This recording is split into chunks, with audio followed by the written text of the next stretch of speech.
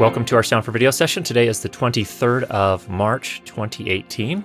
It's a question and answer session. Let's jump in. First of all, up from Mark. I would like to use my MixPre 3 as audio interface between my MacBook Pro last generation and my Focal sound monitor.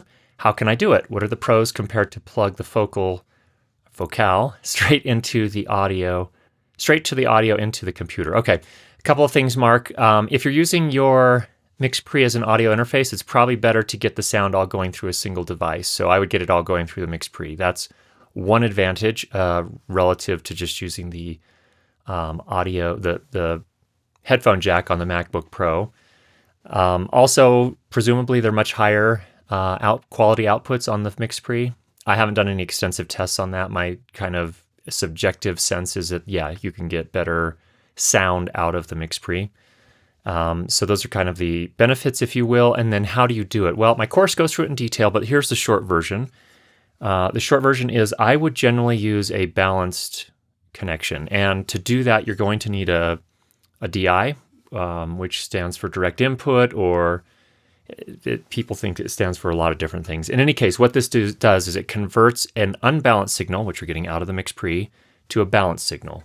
And you can use XLR cables then to run to the monitors. So your focals will have a balanced input on an XLR, most likely depending on which version you have, or which monitor exactly you have.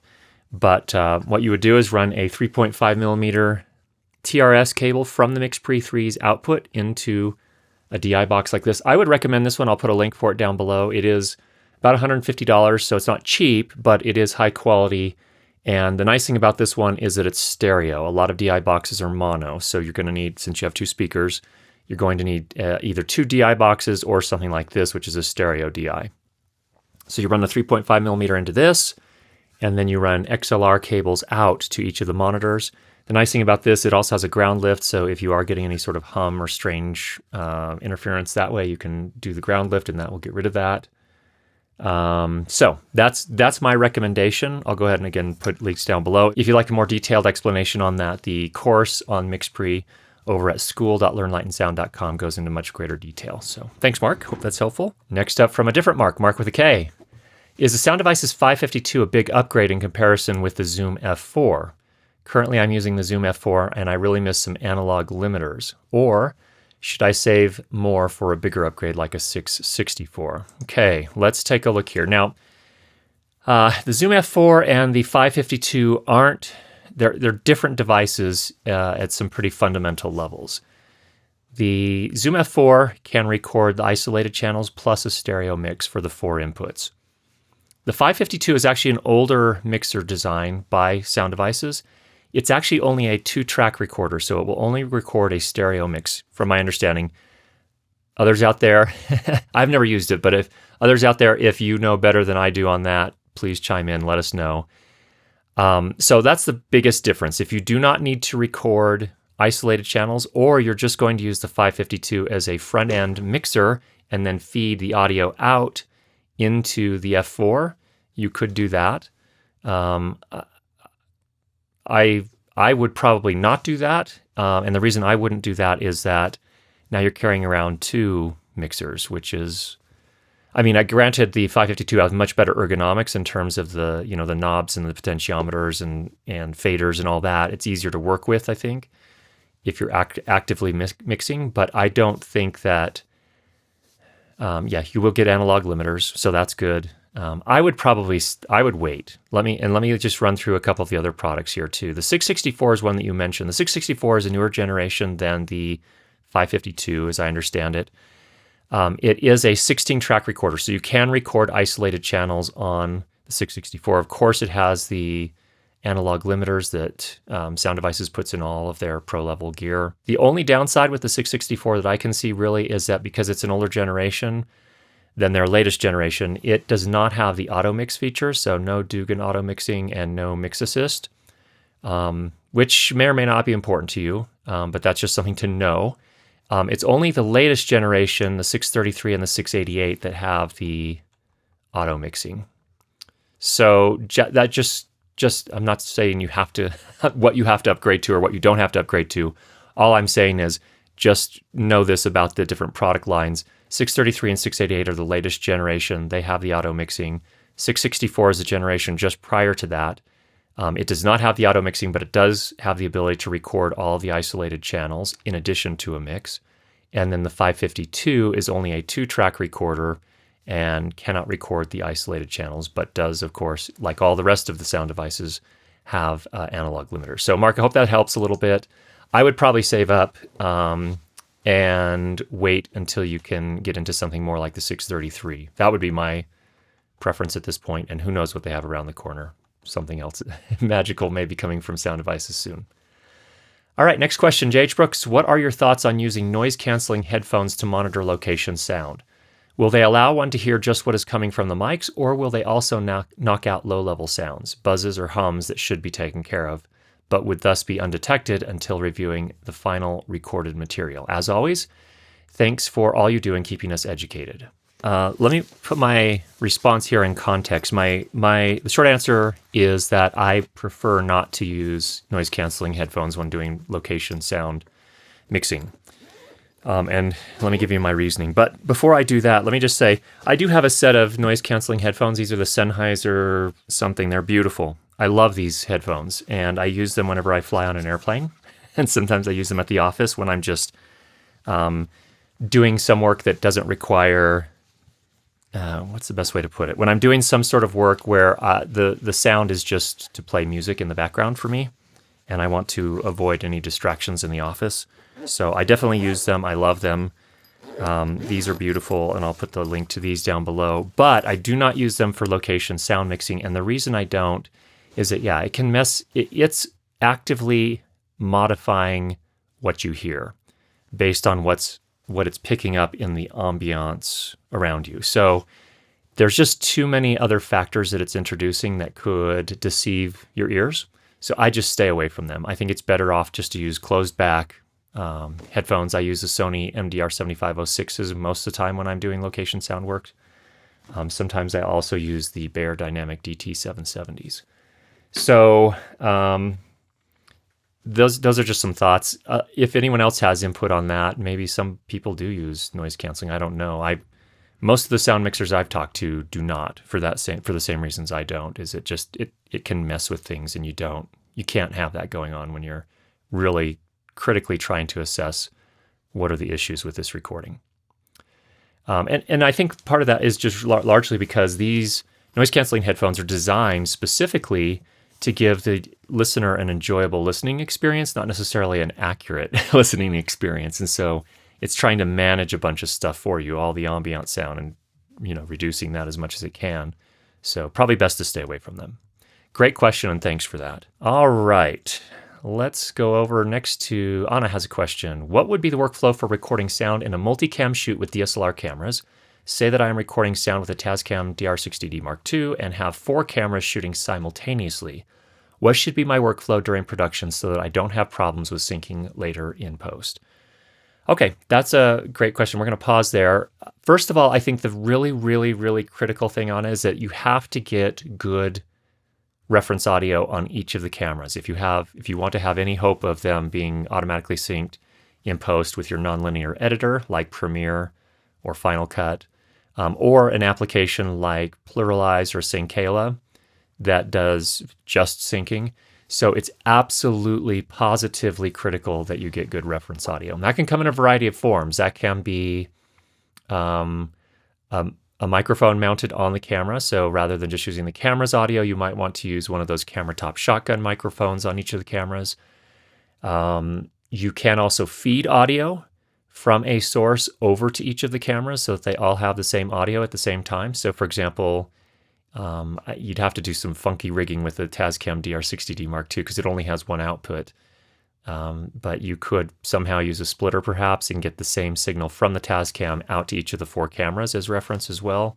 So you're recording the audio directly to the cameras, and then in the end you may sync back to the audio that the Tascam recorded, just because it may be a little cleaner. So just the principle, the number one thing is you've got to get good reference audio to the cameras if you want to have a good solid post workflow where syncing can be automated. So that's the number one thing.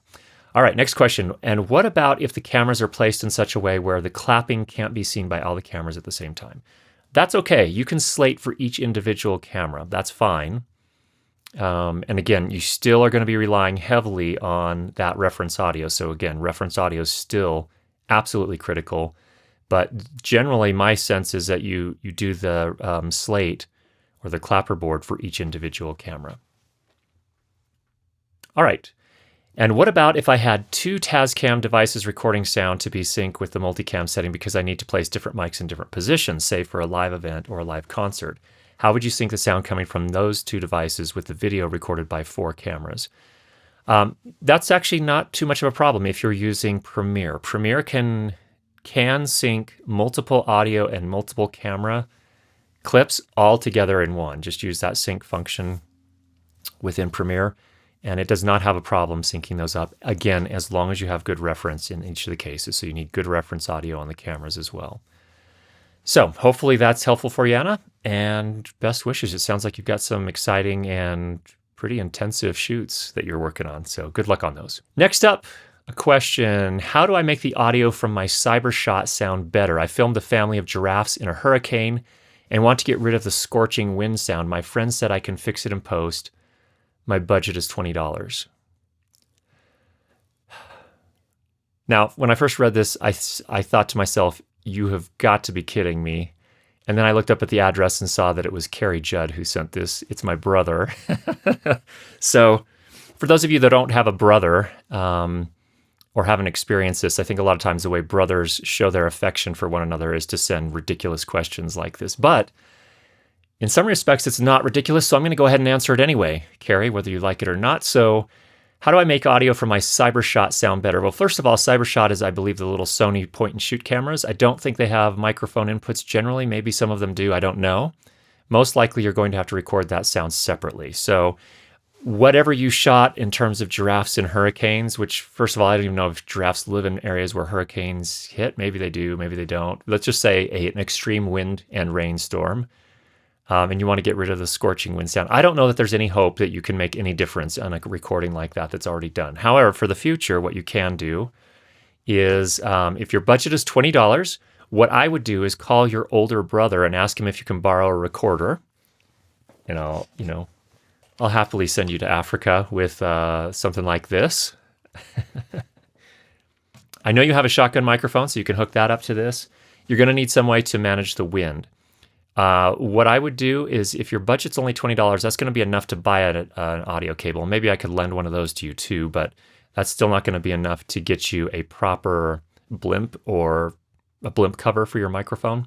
So you're going to have to fashion one yourself. And what's important there is you need some sort of material that will diffuse the wind as it comes in towards the microphone so that the wind doesn't blow across the microphone capsule and make it vibrate at a very low frequency. That's what the wind sound generally is. So the best way to do that is to have this diffusion material a couple of inches away from the microphone if possible, because that gives it time to diffuse the wind and then the air can move in and it's fine at that point. It's not going to affect the sound to any great degree. So what you want to do is probably go into your sock drawer, pull out a bunch of socks, and then you're going to need to create some sort of frame that can sit around the microphone while you're out recording.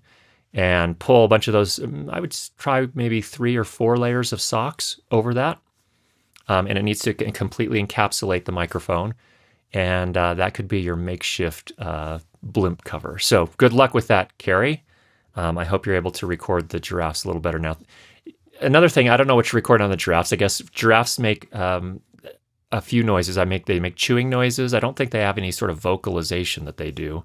Their hooves can make sound. Maybe when they defecate, they make sound. I don't know. But I don't know what you're recording. But I would like to offer you my very best wishes.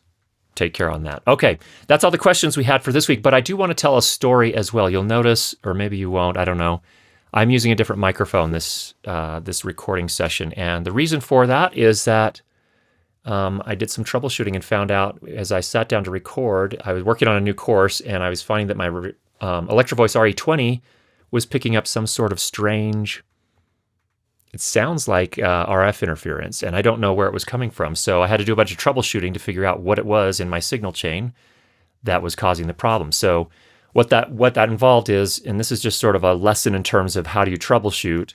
I have my audio interface down here that was acting as a preamplifier and you know, the analog to digital converter and sending it to my computer. So first I had to make sure it wasn't that. So what I did is I pulled out another microphone and another cable, and I confirmed on that case I was in the very same location here. I was not getting any sort of RF interference. So I knew that it probably was not the audio interface. So then I used the same cable I was using for my RE20 with that other microphone, still no RF interference. Then I put the RE20 back onto that cable and I was getting the interference again. So I was able to narrow it down. It is the microphone, it seems. And I've never experienced that before, so I don't know what's going on. If the microphone is somehow, some of its electronics have been damaged or something, I'm not sure. But in any case, that is the type of thing you're going to run into at some point, and you're probably going to tear your hair out trying to figure it out. That's where it's good to have just basic deductive reasoning skills. So you got to pull pieces of the signal chain out and figure out which of the pieces it is that's causing the noise. So hopefully that's helpful for you. Hopefully you're getting out there and making some great sound. And if you have any questions, go ahead and leave those down below. We'll talk to you again next week.